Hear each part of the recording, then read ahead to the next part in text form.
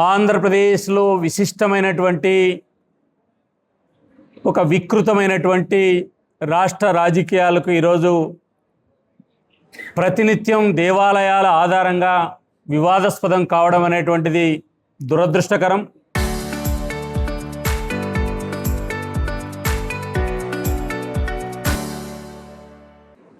గత వైఎస్ఆర్ కాంగ్రెస్ పార్టీ 5 సంవత్సరాల అధికారంలో ఉన్న సందర్భంలో అనేక దేవాలయాల్లో జరిగినటువంటి సంఘటనలకు సంబంధించిన విషయంలో ఈరోజు ఎన్డీఏ కూటమి ప్రభుత్వం పలు సందర్భాల్లో పలు ఆలయాలకు సంబంధించినటువంటి విచారణలు కొనసాగుతున్నాయి. తిరుమల కావచ్చు, శ్రీశైలం కావచ్చు, లేకపోతే అన్నవరం కావచ్చు, లేదా రాష్ట్రంలో వివిధ ఆలయాలకు సంబంధించిన అంశం కావచ్చు. ఈరోజు ఆంధ్రప్రదేశ్లో ప్రతిపక్ష వైఎస్ఆర్ కాంగ్రెస్ పార్టీ శాసన మండలి వేదిక కానీ శాసనసభ వేదిక కానీ అభివృద్ధిపరమైన అంశాల మీద చర్చించేదానికి సిద్ధంగా లేదు. నిత్యం ఆలయాల ఆధారంగా ఈరోజు చర్చలకు ముందుకు వస్తున్నారు. గత 3 రోజుల కిందట శాసన మండలిలో జరిగినటువంటి వైఎస్ఆర్ కాంగ్రెస్ పార్టీ శాసన మండలి సభ్యులు వ్యవహరించిన తీరు సిగ్గుచేటు.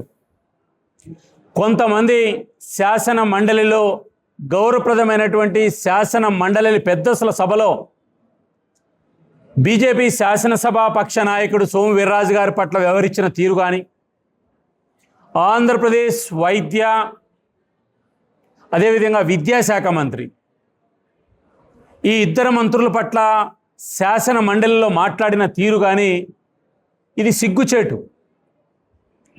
జగన్మోహన్ రెడ్డి గారు శాసనసభను వదిలి పారిపోయారు.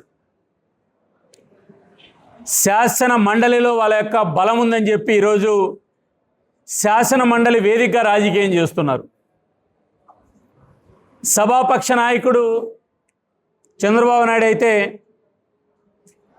వైఎస్ఆర్ కాంగ్రెస్ పార్టీ భావిస్తున్నట్లు విపక్ష పార్టీ శాసనసభలో ఉన్నది వైఎస్ఆర్ కాంగ్రెస్ పార్టీ మాత్రమే. ఒకే ఒక విషయాన్ని నేను జగన్మోహన్ రెడ్డి గారికి శాసన మండలిలో జరిగినటువంటి సంఘటన తర్వాత ఒక విషయాన్ని చెప్పదలుచుకున్నా.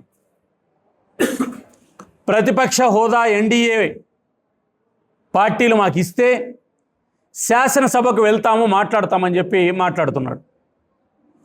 జగన్మోహన్ రెడ్డి గారు 2014-19 శాసనసభ ఎన్నికల్లో 70 మంది ఎమ్మెల్యేలు గెలిచారు. ఆంధ్రప్రదేశ్లో 67, తెలంగాణలో 3. నేను అడుగుతున్న జగన్మోహన్ రెడ్డి గారు 2.5 సంవత్సరం శాసనసభ వదిలి ఎందుకు పారిపోయారు? మీకు నిజంగా ప్రజలు ప్రతిపక్ష హోదా కూడా ఇచ్చారే 2014-19లో, శాసనసభ ఎందుకు వదిలి పారిపోయారు? నిజంగా ప్రతిపక్ష హోదా మీకు ఆ రోజు ప్రజలే ఇచ్చారు కదా. అంటే జగన్మోహన్ రెడ్డి గారు ఈరోజు మాట్లాడుతున్నటువంటి ప్రతిపక్ష హోదా అనేటువంటిది మోసం అనే విషయాన్ని నేను గుర్తు చేస్తున్నా. రెండోది, మరి అదే శాసన మండలిలో మీకు ప్రతిపక్ష హోదా ఉంది కాబట్టి మరి బొత్స సత్యనారాయణ గారు రోజు శాసన మండలికి వస్తున్నారు కదా. అంటే వైఎస్ఆర్ కాంగ్రెస్ పార్టీకి ప్రజల తరపున మాట్లాడేటువంటి యొక్క అంశాల మీద మాత్రం ఉండరు. బలం ఉంటే బల ప్రదర్శన చేసే మాత్రం మేము శాసనసభ కానీ శాసన మండలికి కానీ వస్తామని చెప్పే విషయాన్ని ఈరోజు రాష్ట్ర ప్రజలు గమనిస్తున్నారు. కాబట్టి ఇప్పటికైనా ఇంకా 2 సంవత్సరాలు కూడా పూర్తి కాలేదు. 3 సంవత్సరాలు మీరు ఈ రాష్ట్రంలో ప్రజల తరపున మాట్లాడాల్సినటువంటి అవసరం ఉంది. కాబట్టి వైఎస్ఆర్ కాంగ్రెస్ పార్టీ బేషరతుగా వీర్రాజు గారికి క్షమాపణ చెప్పి జరిగేటువంటి రేపటి నుంచి శాసన సభలో జగన్మోహన్ రెడ్డి గారు వచ్చి ప్రజల తరపున మాట్లాడమని చెప్పి కోరుతున్నా. లేకపోతే మీరు పూర్తిగా ప్రజల విశ్వాసాన్ని మీరు మోసం చేసినట్టే.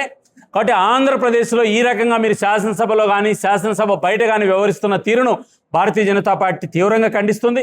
కాబట్టి రానున్న రోజుల్లో కూడా ఈ రకమైనటువంటి శాసన మండలిలో మీరు చేసినటువంటి దౌర్జన్యాలు ఏవైతున్నాయో వీటిని మానకపోతే ప్రజాక్షేత్రంలో భారతీయ జనతా పార్టీ బుద్ధి చెప్తుందని చెప్పి భారతీయ జనతా పార్టీగా గుర్తు చేస్తున్నా.